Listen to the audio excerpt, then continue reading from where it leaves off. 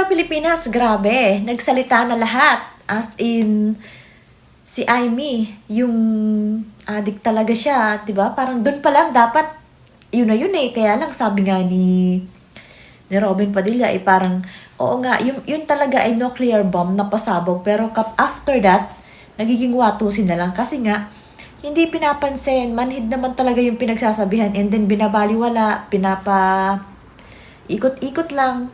Tapos wala na kasi nga hawak naman nila ang media eh. Tingnan mo, wala man lang halos nagbalita nung speech ni Aimee. Mga page lang talaga, as in mga vlogger lang talaga yung yung kumuha nun. Tapos yung sa INC, yung Net25 yun, saka yung bilyonaryo. Tapos after that, parang wala na agad. Parang wala man lang ka hindi man lang kita mo yan, hindi man lang yung AFP, wala lang, yung mga pulis, lahat ng mga sandatahang lakas, wala man lang. Talagang ang nagsusumikap lang talaga ay kita mo yan. Kaya, si Aimee na yun kita mo si Saldico nagsalita na tapos yun, tama yung si Gutesa na kaya nila talaga ginigipit si Gutesa kasi totoo yung mga sinasabi at marami pang alam na ibang na bukod dun sa kay Saldico ay marami pang ibang alam si Gutesa. Nag-focus lang doon sila sabi ni Mike Defensor dun sa flood control pero marami pa siyang alam. Kaya ngayon ginigipit nila si Gutesa talagang akala nila ipoprotektahan, hindi na pala. Illegally detained na siya. Tapos buti ngayon at ang sinasabi ni Kong Mike ay ligtas na yung safe na yung family niya kasi nga tinutulungan nila Mike Defensor saka yung aide ni Saldico na gusto na rin magsalita, 'di ba? Yun yung dinala na sa Chile pero nakuha ulit nila kasi nga buntis yata yung sabi ni Kong Mike, buntis yung babae, yung asawa nung aide ni Saldico na gusto na rin tumistigo. O di ba parang andyan na lahat. Parang ano pa ba ang kulang doon sa mga nangyayari para hindi pansinin? Akalain mo sasabihin pa ni Lacson, hindi daw si BBM. Paano hindi si BBM? Wala namang ibang makakagawa ng ganong kalaking kundi siya ibibintang ba yan doon sa mga USEC o kaya doon sa mga ibang tao para lang maligtas si BBM. O diba napakagrabe to si Lacson. Ang laki daw kasi ng nakuhang ang binigay na pera dyan sabi ni yung dating congressman alimutan ko yung name niya pero ang sabi niya may video rin siya na kaya ganyan si Lacson kasi ang laki na natanggap niyan. Ang laki ng perang ibinigay dyan ni BBM kaya ganyan yan. So yan. Alam na natin. Saka hindi naman nanalo talaga yun si Lacson. Kaya ganyan yan. Ang laki ng utang na loob siguro niya nga kay BBM. Tapos ito nga, yung sinasabi ni Captain Dado na ngayon sinasabihan niyo pa si Aimee, parang may sinasabi pa kayo kay Aimee samantalang ang sakit nun para sa kanya, kapatid niya yun tapos kung ano-ano pang sasabihin yun na survival daw na ganyan-ganyan. Gusto ni Aimee kahit pa paano, pinapaalis na talaga niya yung kapatid niya. Yung ba namang hirap na yun, saka nakita mo kung paano siya magsalita, nanginginig siya kasi nga pamilya yun, di ba? Hanggat pwede, pagtatakpan mo yun siya. Tumayo siya para sa bayan. Kaya tigil-tigilan na si Senator Aimee. Kasi yan yung hinihintay ng lahat sa kanya Nagawa na niya yung part niya. Sa totoo lang. Kaya, tama itong sinasabi ni Captain Dado. Medyo nakakawala ng pag-asa, no?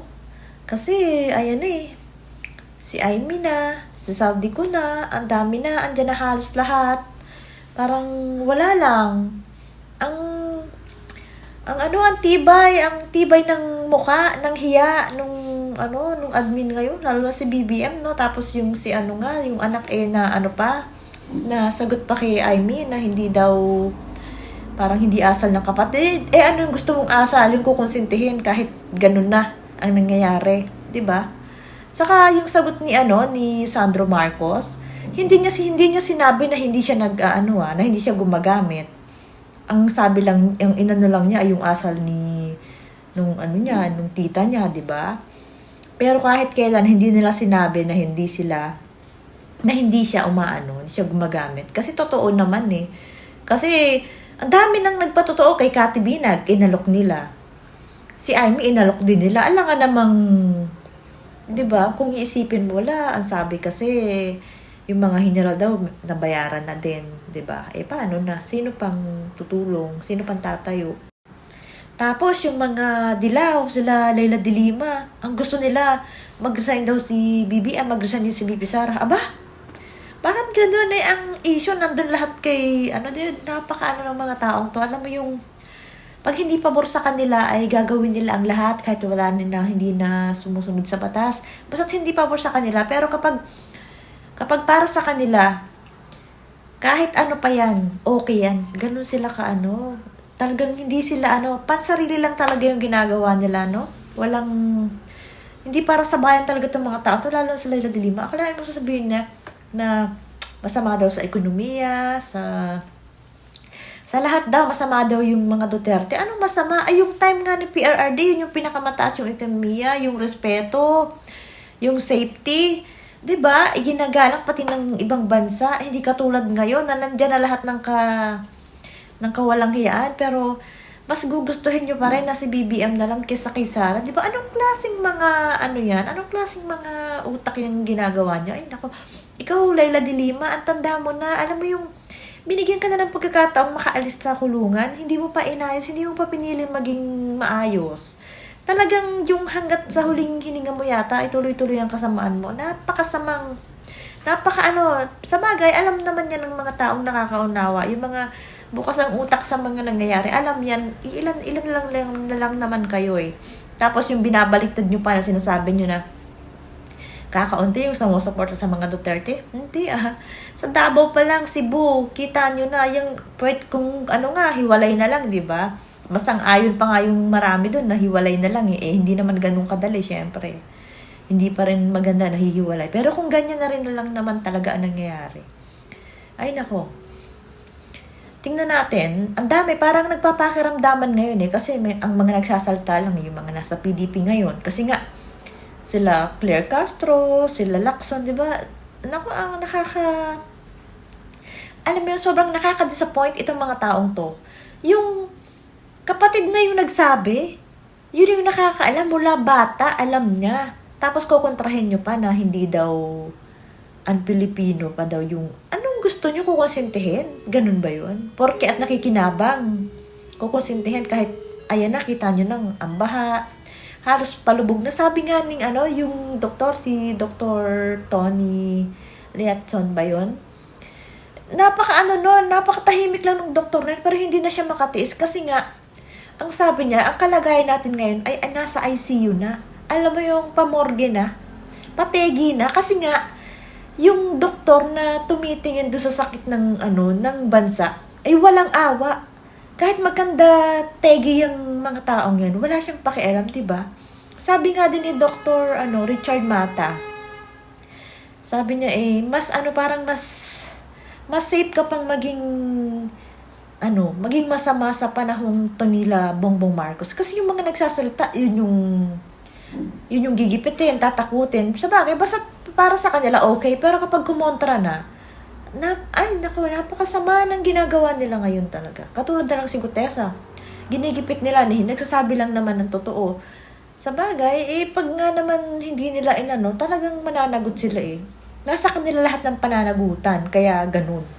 Na lang talaga, nakaka-disappoint, di ba? Sobrang disappointing ng nangyayari. Kalain mo yun, tapos kapag makikita mo pa at naririnig mo pa yung mga pinagsasabi ni Claire Castro, naku, mag-iinit talaga ang ulo mo. Kaya ayan, ngayon napakatahimik, parang ang binabalita ng media kung ano-ano na lang yung mga, basta yung mga hindi naman, yung mga basic lang na balita na hindi naman yun yung dapat, diba? Saka parang wala nang mangyayari kung ano-ano na lang yung lumalabas na palusot. Tapos parang hindi naman kumikilos. Tingnan natin kung ano pang susunod na mangyayari. Pero talagang sa totoo lang, dapat hindi na ito magtagal si Marcos Jr. Sana may gawin pa si Amy. Kasi nga, ang sabi niya, parang may announcement siya na iingatan daw niya yung mga nagbibigay sa kanya ng ebidensya mismo doon sa Malacanang. So, abangan natin. May mga pasabog pa tayo. Tapos si Saudi ko, inaabangan din yung sunod na ilalabas. Kasi nga pinagkakasuhan na nila So, tingnan natin. Sana na may matapos na to. Kahit papano hanggang Pasko magkaroon man lang ng resulta. Para makaahon naman tayo. Kawawa na ang Pilipinas talaga.